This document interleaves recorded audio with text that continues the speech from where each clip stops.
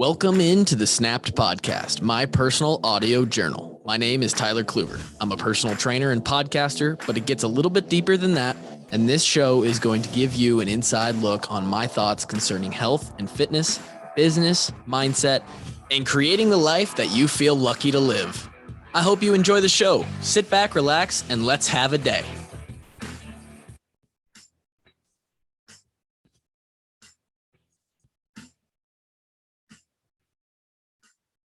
Oh, another Friday podcast. He forgot to do it on Wednesday. He's doing it on Friday. It's okay. Everybody chill out.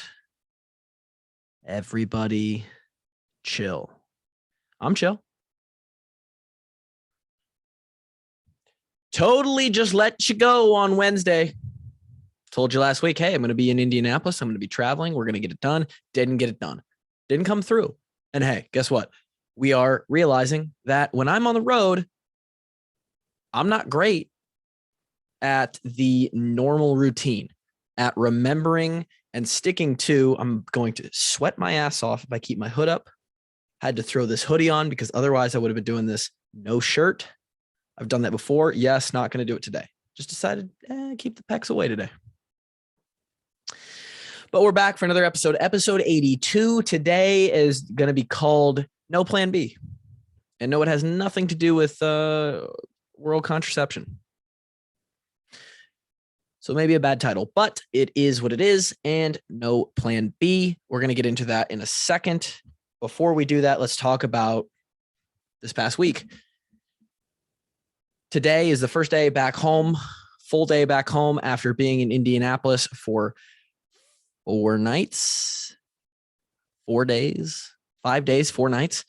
And we were at Volleyball Nationals, Wife Coaches Club Volleyball Nationals. It was a good time.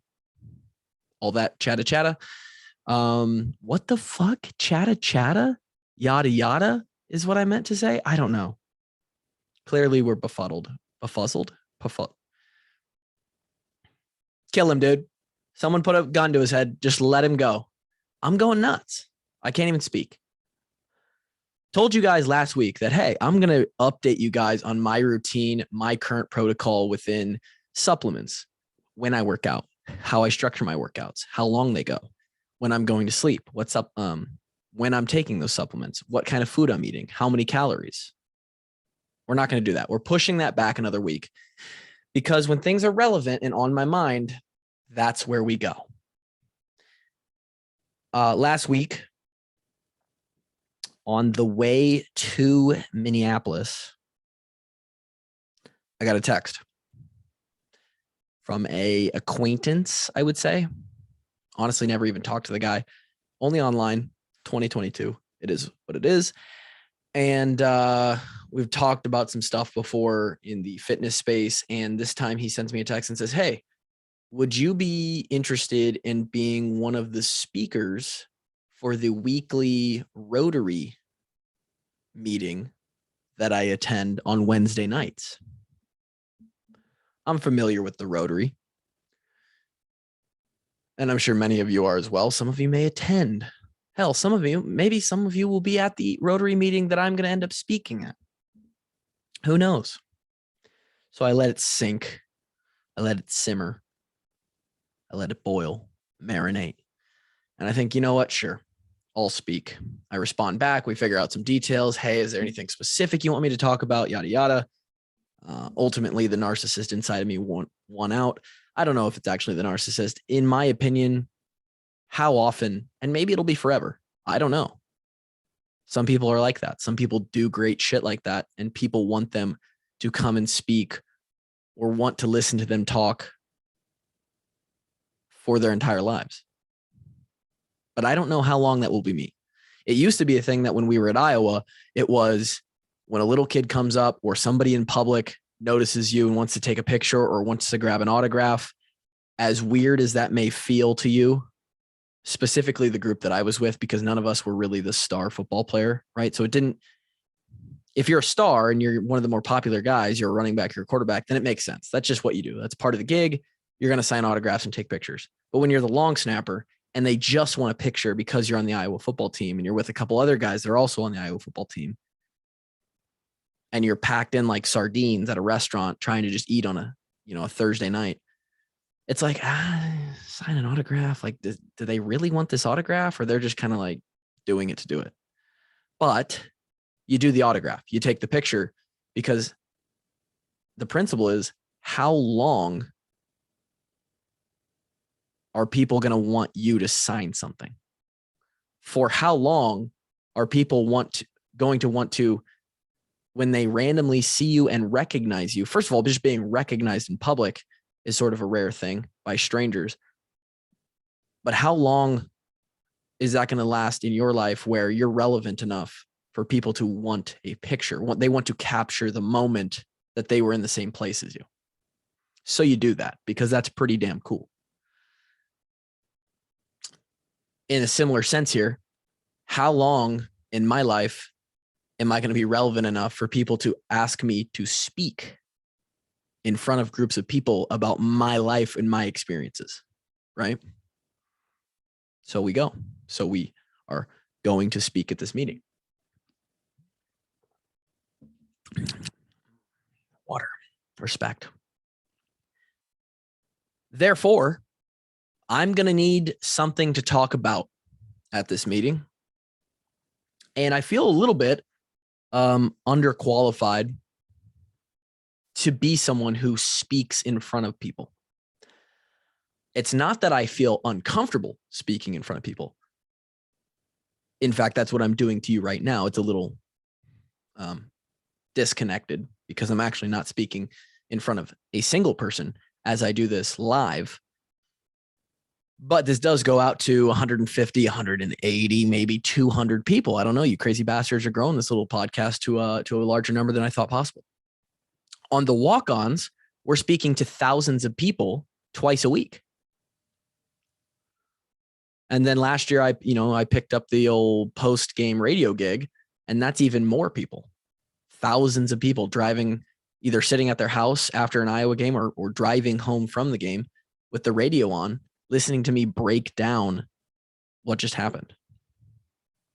So I feel comfortable. It's partially what I do. Not only that, but as a coach, I've been up in front of 35, 40 people leading a class, having to control a group of people. I talk to clients every day. I'm good at, I don't know if I'd say I'm good, but I'm comfortable talking in front of any amount of people. But am I qualified? Is there anything of value that I have to give those people that I'm talking to? I don't know if it's imposter syndrome so much, but in my life, with what I do, the word expert feels very far away from what I would call myself on anything. There's maybe one thing, and I'm rusty at it yet, but I will accept it. There's one thing in my life that I'm personally feel like I'm an expert on, and that would be long snapping a football. Right? Not a super sought after skill, not something people are going to bring you in to talk about specifically, although on several occasions I have talked to some specialist groups about it. So, when I think of someone talking in front of a group of people, I think of, oh, they're an expert, or they have something of severe value. They have a lot of knowledge, a lot of experience at something that they can now sparse into words. Usually I'm yawning and now I'm burping. What the fuck? Into a speech and tell that to people to somehow provide them perspective or give them value or entertain them, right? I wouldn't place myself in that category. So I'm sitting here thinking, and it's kind of been on my mind, what am I going to tell these people? Right? I've been asked to talk about my story, which is unique. But if I just tell my story and give my autobiography, feels like it's a little thin, right? Hey, I'm Tyler, grew up in Marshalltown, ended up becoming a long snapper. Then I went to Iowa, played for 4 years. Now I do a podcast about what I did, right? There's not a lot of, what do they take away from that? Cool. They got to hear a little bit more detail about who I am, some random guy that is speaking at their weekly meeting. I want to provide them value. And so I started thinking about other people who have talked in front of people and where they've gone and how they've provided value. And a lot of people talk about the struggles they've been through. That's a big one. Relatable, applicable, with strategy on how to deal with those struggles, get out of tough spots, work through hard things in someone's life. Problem is, and I don't know why, I'm very thankful for it, I have struggled very little in my life. Almost none in reality. Real struggle, real hurt, real obstacles, real, anything of real substance. Like, I feel like I have not gone through much of that, and I could go into details. I just haven't. So I don't think I can speak from, I don't think I'm going to be able to provide a lot of value there. The one thing that keeps coming to mind is somehow, some way, I've fallen into this dumb life where I control almost completely, entirely, already in my mid-20s, my schedule, my income, where I work from, if I want to do something on a specific day or if I don't, how much I can spend time with my wife or my friends, how much I can put into fitness. And I don't feel like I've done anything special, but I feel like the result, or at least the landing spot for me right now, has been a place where a lot of people wish they could be. My day-to-day situation of personal career freedom, making money online, from home, freedom of schedule, no boss, no clocking in, no mandatory work hours each week. It's a place that a lot of people envy. And I'm trying to figure out how the fuck I got here. And the one thing, and it wasn't me who came up with it organically. It was something I heard from somebody else that I think actually relates to the big things that sort of bullet point my life up through this point, basically starting in freshman year of high school, 13 years ago, is best described by the phrase, there is no plan B. And this is going to be what I craft a 15 to 20-minute speech around. There is no plan B.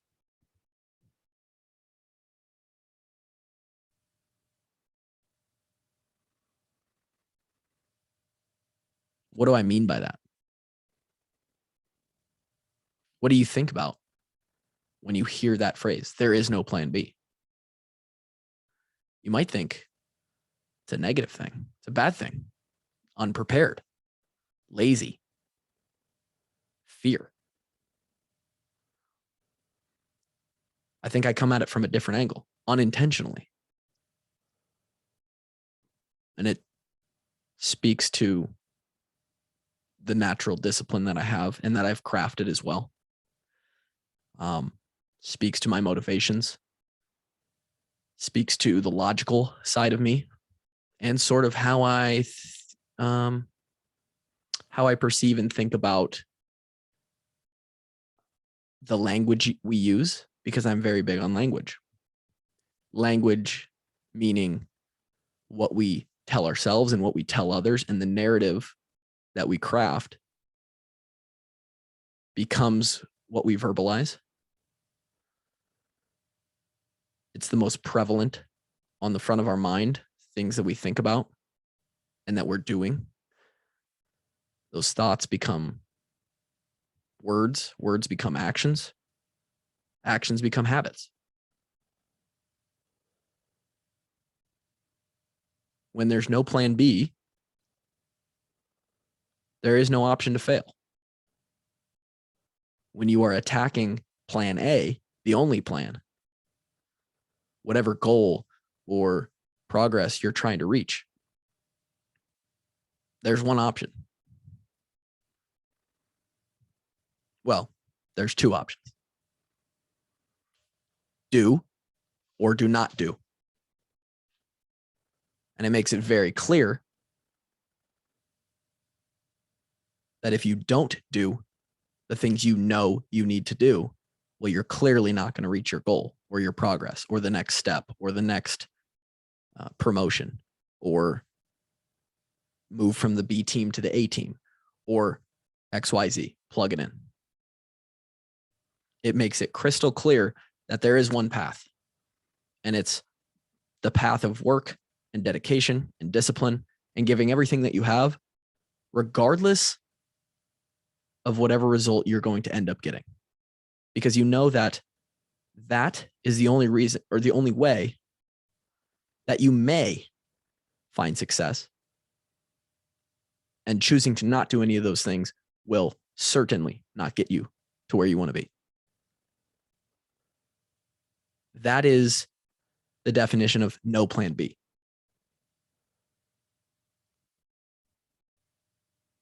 When you put plan B into the equation, well, now there's three paths, or maybe four, or five, or whatever. You cloud the situation.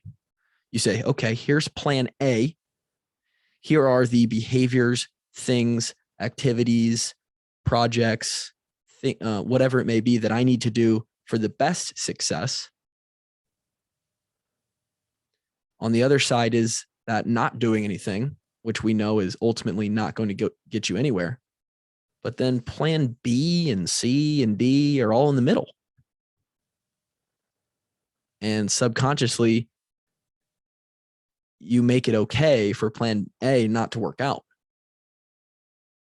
Subconsciously, you start to leak energy into, well, I know that getting up at 5 and getting an hour workout in would, really be that plan A option. But plan B, I've got this second plan.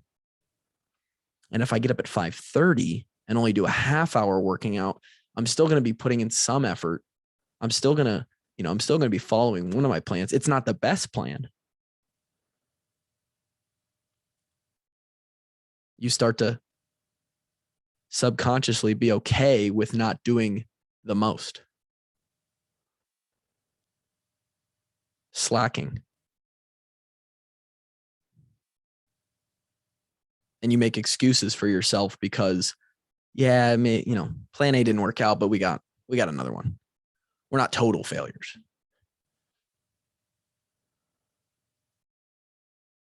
And that's just not the way my brain works.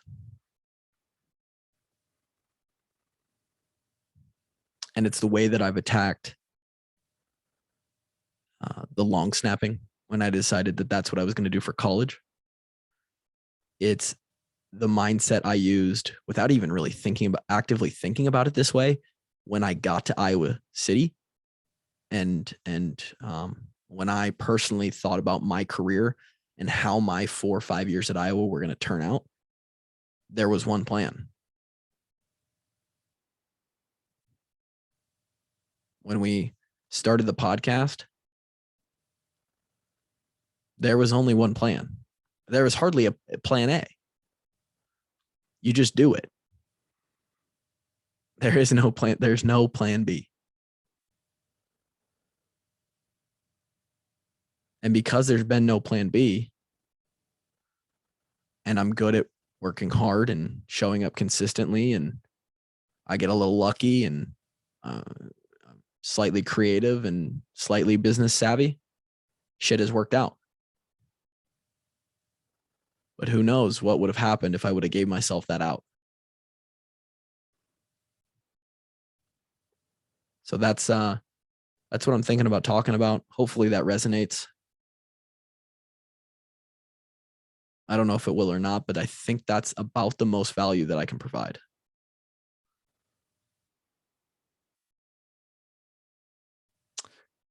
We'll see. Sorry about the delay on this podcast for this week. Again, I didn't even think about doing this podcast. It completely slipped my mind on Wednesday. And then on the drive home yesterday, I realized, shit, I got to do a snapped episode. Because there is no plan B for this podcast. It's one episode a week. Hey, plan A is we do an episode every Wednesday. Plan A didn't work. So the end question of this whole idea is, what happens if plan A doesn't work out? You create a new plan A. You readjust on the fly and get back to plan A as soon as possible. What does that look like? Well, we got Friday. We'll do a podcast Friday. Next week, we're back to plan A.